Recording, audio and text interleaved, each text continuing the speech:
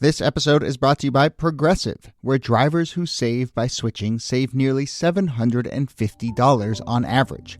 Quote now at progressive.com. Progressive Casualty Insurance Company and affiliates, national average 12-month savings of $744 by new customers surveyed who saved with Progressive between June 2022 and May 2023. Potential savings will vary.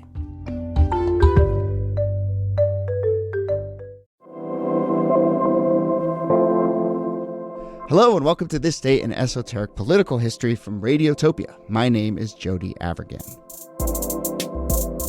This day, May 11th, 1963, bombs damaged two key sites in the civil rights movement in Birmingham, Alabama. One was at the A.G. Gaston Motel, which many civil rights organizers had been using kind of as a home base, and that included Reverend Martin Luther King Jr., who was in town, and the other bomb exploded at the house of MLK's younger brother, Reverend A.D. King. So let's talk about these Birmingham bombings, what we know about them, and the larger context of this moment in Birmingham, spring 1963. Here, as always, Nicole Hammer of Vanderbilt and Kellie Carter-Jackson of Wellesley. Hello there. Hey there. Hello, Jody. And our special guest for this episode is the writer Paul Kix. He has written for basically everywhere. I got to know him a little bit when we were at ESPN together, and his latest book, just out now, is called You Have to Be Prepared to Die Before You Can Begin to Live. 10 Weeks in Birmingham That Changed America. Paul, welcome to the show. Congrats on the new book, and it's nice to see you. Thanks for doing this. Oh, wonderful. Thank you. Thank you so much. I love this podcast, so thank you. I love the title of your book. It's so good. Yeah. Well, what's that? What's that quote from?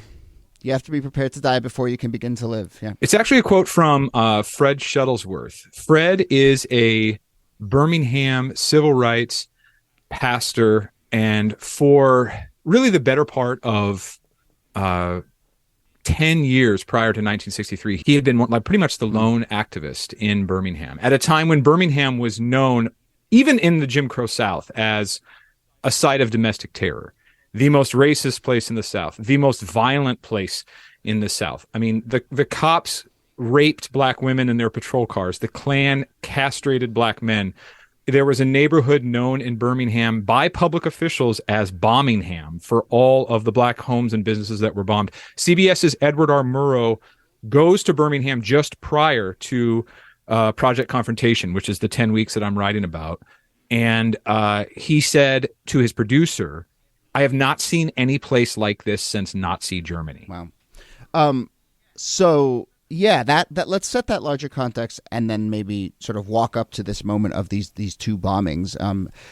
So as you said, Project Confrontation, these 10 weeks that sort of really escalate things in Birmingham. I will say maybe one of the sort of tentpole moments in that is a lot of people will know those images of police setting fire hoses on protesters, police dogs being held back from attacking protesters.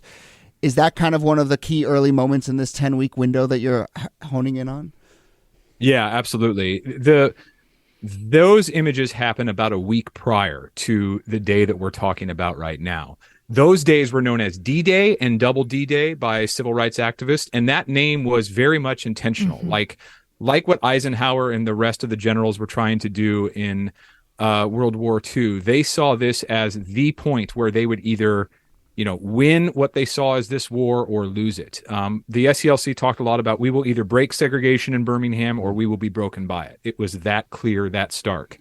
And so D-Day and Double D-Day were the times when, without any other alternative, because they had found so few protesters, the SCLC decided to do the unimaginable against the domestic terror that was the Birmingham establishment.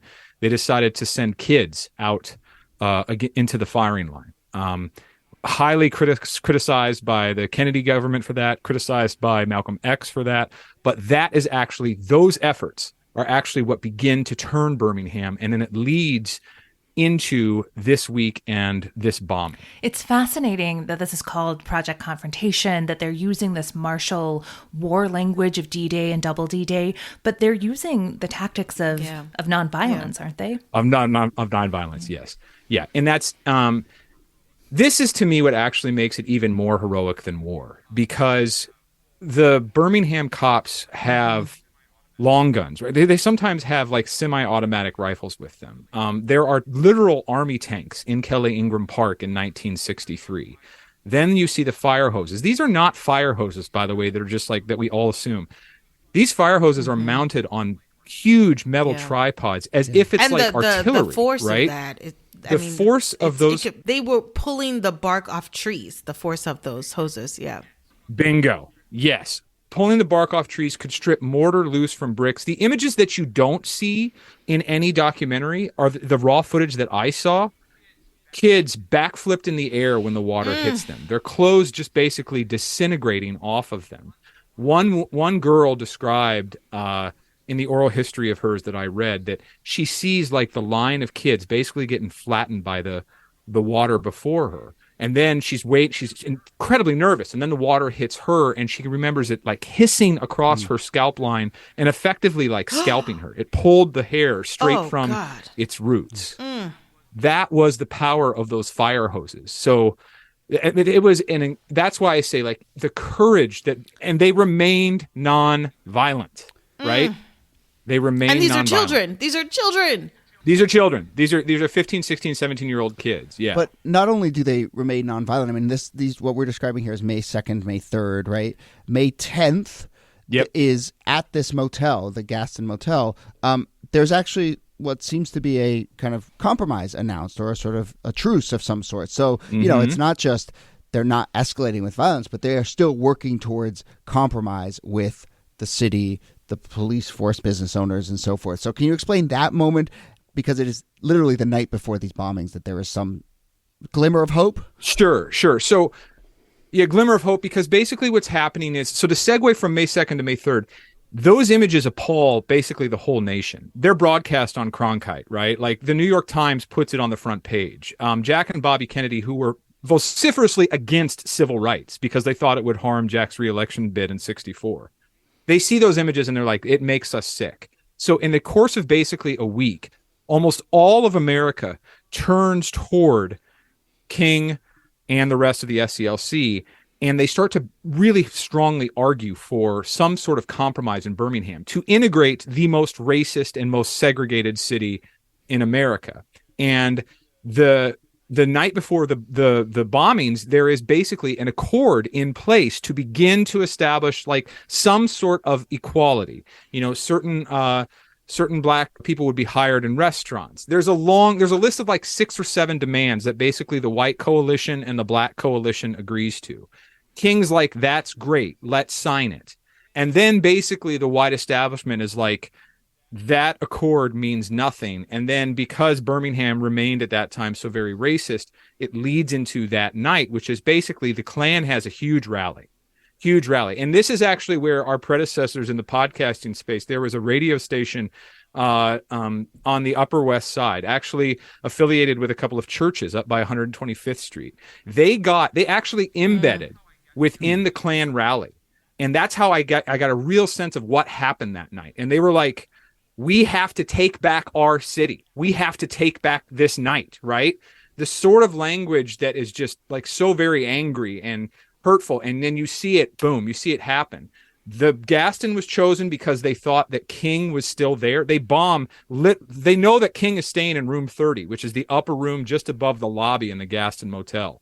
They intentionally set a bomb in the lobby, hoping that it'll shoot up and kill King. At the same time that that's happening, they're setting one at the Reverend A.D. King, which is King's younger brother, and he was then a pastor in Birmingham.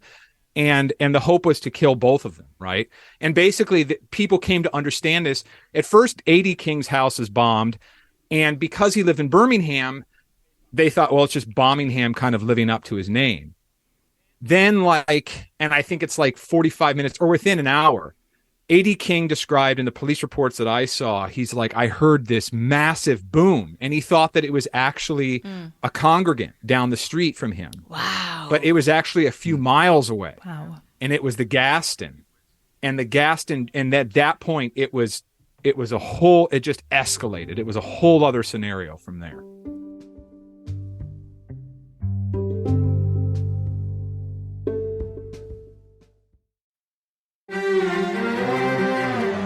You're used to hearing my voice on the world, bringing you interviews from around the globe. And you hear me reporting environment and climate news.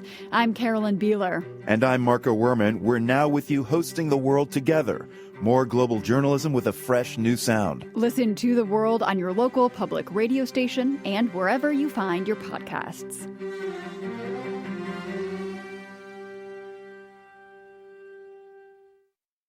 Given the public response to the Children's March, what was the response to this bombing, or this pair of bombings? Well, there's a couple ways to view it. One way is that the Klan and or cops that helped to orchestrate it were very clever, meaning it happened on a Saturday night, and the Gaston was bombed not long before the bars got out. And so it didn't take long before black people and white people who'd been at the bars that night to figure out, oh, like this is a coordinated attack, right? And so bombing AD's house is one thing, bombing Gaston's is another. And so there were a lot of black people who had thus far remained peaceful. And then that night, it turned violent. And for the first time ever, black people responded. Now, a lot of those people were not members of the SCLC. A lot of them had not been trained by the SCLC. But it had an effect where the press, the New York Times, the CBS, all the people who had a week earlier basically been like, look at how white people are treating black people.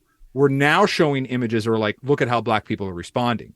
And the New York Times headline the next day said riots, black people riot in response. So, and that was what led the news rather than these two places were bombed. But within the SCLC, and this is where it's like, it almost gave me chills when I was researching it.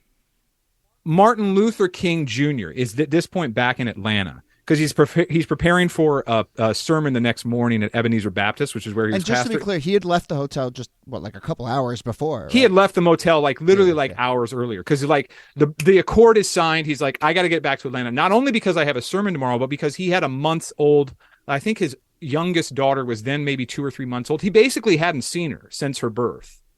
So he's like, I got to get back to see her.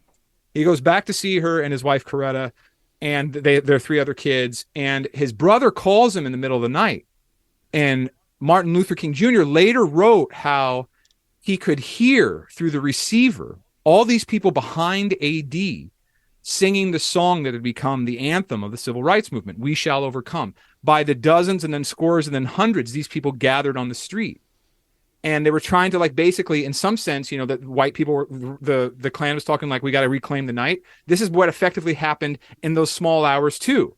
The SCLC was like, we have to reclaim this night. And so it started outside AD's house. And meanwhile, members of the SCLC downtown were, they're going around, like, just basically saying, like, this is not, we won't win this way. This is not how we win. We don't win this fight this way. And again, a lot of credit here goes to the radio reporters who were there on the ground because they were basically embedded. And at one point you hear AD get on a mic and effectively say, my house was just bombed hours ago. If I can remain calm, so can you. Like, we've got to stop this. We've got to, we're losing the ground that we just gained. And so that was happening throughout this entire night. And like Alabama State Patrol came in and they're just vicious people with sawed-off shotguns. Alabama was a violent place back in the day. Yeah. Like, no joke. And so then, like, they're just like rifle butting members of the SCLC, the Alabama State Police are. They're breaking the arms of members, senior members of the SCLC. It was a crazy night. I remember reading about the bombing of 16th Street Church when the 4 little girls were killed. And if I recall, the response was not the same. The response was not sort of turn the other cheek, but that members of the community got their guns, men in the community got guns, and they were like, we are going to find the people that did this and make our own sort of justice.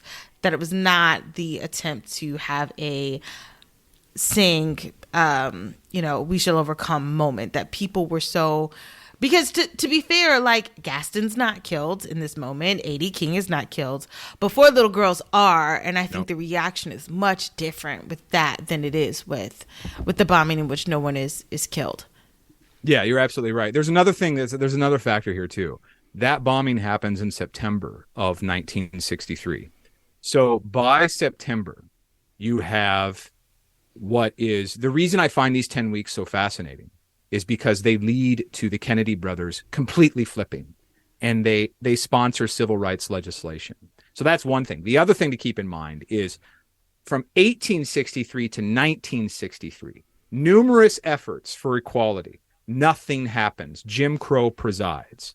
Birmingham happens. America changes. 64 Civil Rights Act, 65 Voting Rights Act, 68 King's martyrdom, which leads to a new life, I think, for his country. Not just, it's Obama's presidency. It's my life. It's my ability to be able to marry Sonia. There's tons of stuff. But to bring it back to September, right? By that point, it's kind of like, how much longer is this stuff going to go on? And by the way, that night in May, there was that too. Like, there were people who were like, I told you there's black people like, I told you there's going to be a race riot. They're grabbing like 4x4s, they're taking to the street. They're just furious, like, how much longer do we have to live in a city where this is the norm? Right. I'm tired of you. And by the way, King was always seen as an interloper from Atlanta. It's like, this is Birmingham, right? You live in Atlanta. Like, these are our streets, right? So there's a ton of context. There's a ton of stuff going on there for those native Birminghamians.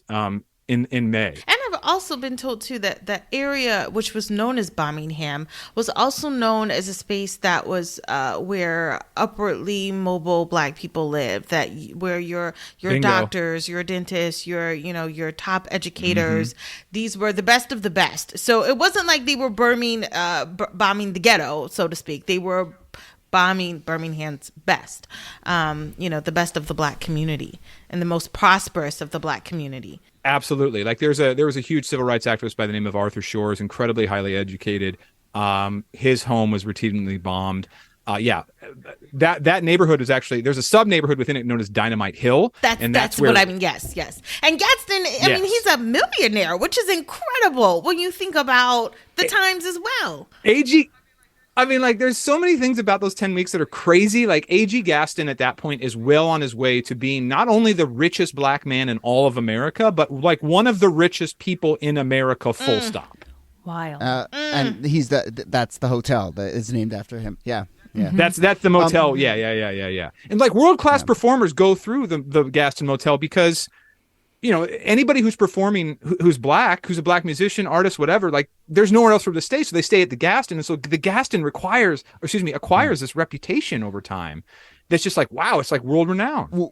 We should wrap up with this, but you mentioned, how in this 10 weeks that you cover, we start to see pressure put on the Kennedys. And our next episode, we'll walk the Kennedys onto stage here. We'll figure out how this connects with them. One last question, though, about this particular moment, because, we talked about how these bombings took place the day after there was an accord.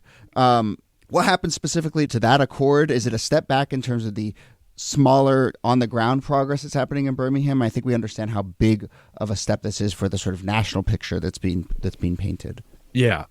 The day after, so King, let's start with Martin Luther King Jr. He delivers his Sunday sermon at Ebenezer Baptist, and to the press, he's like, the accord will hold. But privately, it's a very different story. Like, he flies back to Birmingham basically like within an hour of his sermon ending, and he starts to figure out, all right, what do we have to do?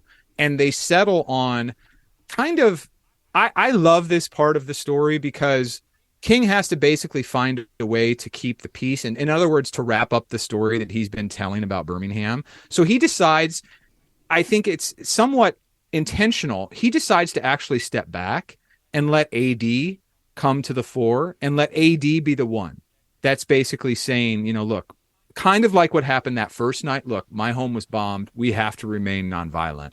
And then King and others, they were very, very clever, very smart about how they went about using the press. Wyatt Walker, Andrew Young, Fred Shuttlesworth.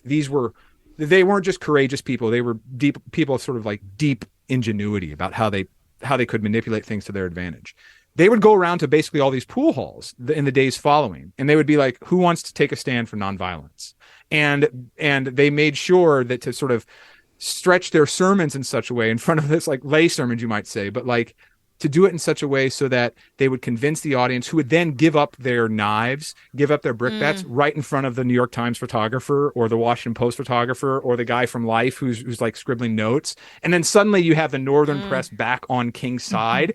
And so suddenly from there, it puts more pressure on the Birmingham establishment. It puts more pressure on the Kennedy brothers to come along with this. And King, again, at that point, he steps back and like, okay, AD, now it's time. Like, you step forward and talk at this night's mass meeting about what we need to do here to basically keep the peace. And the white establishment is forced to basically stand by its word. Well, that's a great place to leave it. We will pick this story up next episode. Paul will be back to talk about an event from just a couple weeks after this, but Paul Kix's new book is called You Have to Be Prepared to Die Before You Can Begin to Live, 10 Weeks in Birmingham That Changed America. Oh, sorry, I have one last. I can't believe this is my last question. This is so dumb. Did you say MLK flies back to Birmingham? It's like a 90-minute drive. Yeah, they're going back and forth. Is that one of those just go like up and then come right back down flights? I thought it was 3 hours away. Yeah. Maybe that's Selma. No, I think maybe it's a couple hours, but it's short. Yeah. I've done that drive. Anyway, sorry, I don't know why that caught me. But anyway. Paul, you'll be back next episode to talk about much more serious things. Thank you for doing this. Yeah, absolutely. And Nicole Hemmer, thanks to you. Thanks, Jody. And Kellie Carter-Jackson, thanks to you. My pleasure.